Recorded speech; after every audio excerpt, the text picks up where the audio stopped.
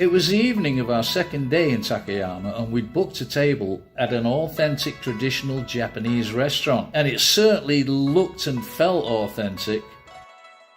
Smells good.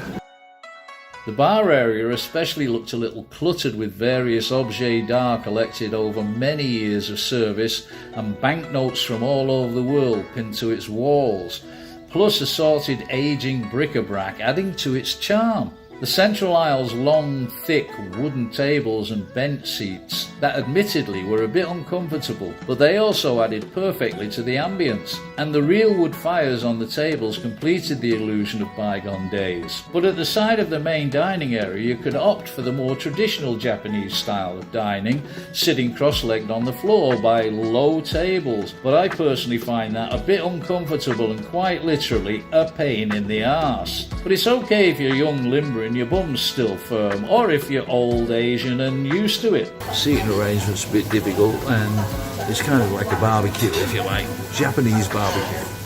It's looking nice, but it's a bit bleeding warm with the barbecue on too. After we'd ordered from the extensive list of sumptuous looking dishes, we reflected on our day on Mount Hotaka, the third largest mountain in Japan. On our first leg of the journey we rode on the only two-tiered cable car in Japan, and we were lucky enough to get front row centre, affording us a wonderful view on our 4-minute ascent. The scenery was quite beautiful, and I loved that feeling, that dreamlike sensation of flying, which was made even better when we went over the pylons, raising the car and dropping it quite rapidly, causing several passengers to murmur gleefully, as we did. Unfortunately, the sensation doesn't translate well on the video. As we arrived at the first station, I was quite impressed with the ride and still more impressed with the view, but I wasn't at all prepared for what was going to come next. When our meal arrived, it might not have been presented like a 5-star hotel. It looked like old-fashioned home cooking, and we wouldn't have had it any other way. So that's the Hida beef with veggie, of course. And over here we've got sashimi, prawns, tuna, I've forgotten what that one's called. Oh, yellowtail, I think yellowtail. Yeah. Of course, the hand-sized prawn looked a bit classy, but the star of the evening was without doubt the Hida beef. Our dinner was everything we'd hoped for, and then some. And as we ate, we chatted more about our day. After a bit of a precarious, slippy, slidey walk, we boarded the next ropeway to the top of the mountain, and the farther we ascended, the more impressive the snow-covered scenery became, to the point that it became absolutely breathtaking. So forgive my self-indulgence while I relive those moments of awe. Ladies and gentlemen, welcome to the Shin Hotaka Ropeway. We're taking you to Nishi Hotaka Guchi Station at an elevation of 2,156 meters. Please be aware that the cabin might sway when we pass over the supporting towers. Attention, you'll see a descending gondola on the side of the door shortly. Now, let us introduce the mountains of Northern Alps to you. Mount Kasakatake is behind you. The Yari Hotaka mountain range is up ahead on your left, and Mount Yakidake, an active volcano, is up ahead on your right. We'll soon be arriving at Nishi Hotaka Guchi Station.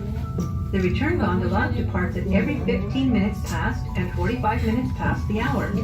Please come to the boarding gate early. Dear climbers, we wish you all safe trips to the mountains and beyond. Thank you, and have a good time.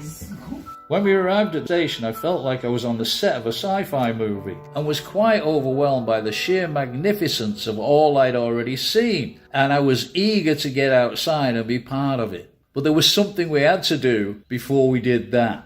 After our meal, I wanted to thank the host for a wonderful evening and maybe try and find out more about the place. Not an easy task with the language barrier, but we had a go. Go chico sama desu ka? Desta. ごちそうさまでした。Oishi sugoi terimakase. I mean, terimakase is Bahasa Malay.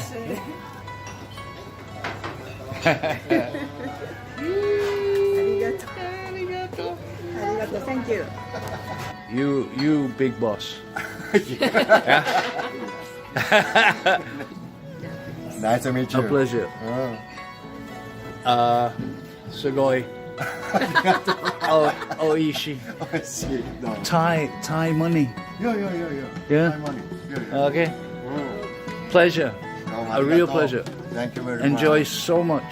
Really nice to meet you. Yes, really nice. ขอบคุณครับ Arigato gozaimasu. Definitely good choice. Definitely an excellent choice. Everything we had at Koya, the whole thing, came to about almost exactly 1,800 baht. Okay. On our way home in the taxi, I closed my eyes and found myself in another restaurant. Might be a bit rough and ready, but the food came bloody quickly, and it's comfort food, pork curry cutlet, and I just saw the Hida beef cutlet. Might get that later. And hot chocolate and ramen. And though the surroundings weren't the best, the food was cheap, substantial, and quite honestly, bloody good. But I was eager to get outside and be part of that magical scenery and breathe probably the freshest air I've ever breathed. Pretty. So fresh, in fact, it actually made me feel a little bit lightheaded. Or maybe it was the altitude and the sheer beauty of the surroundings. Probably a little bit of all that. I just didn't want to let go of those wonderful moments. No, those incredible moments.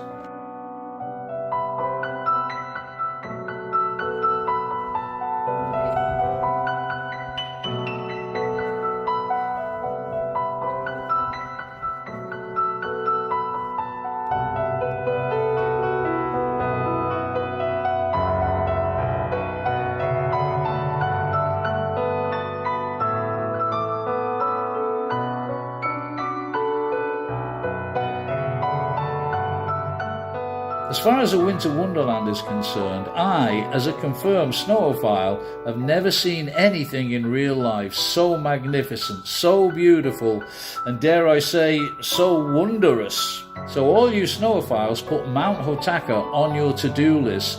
There's no place like it. Next time on Living the Thai Life and Beyond, we'll go to magical Shirakawago, up to our necks in snow and loving it. Thanks for watching. Be good to yourselves. Bye for now.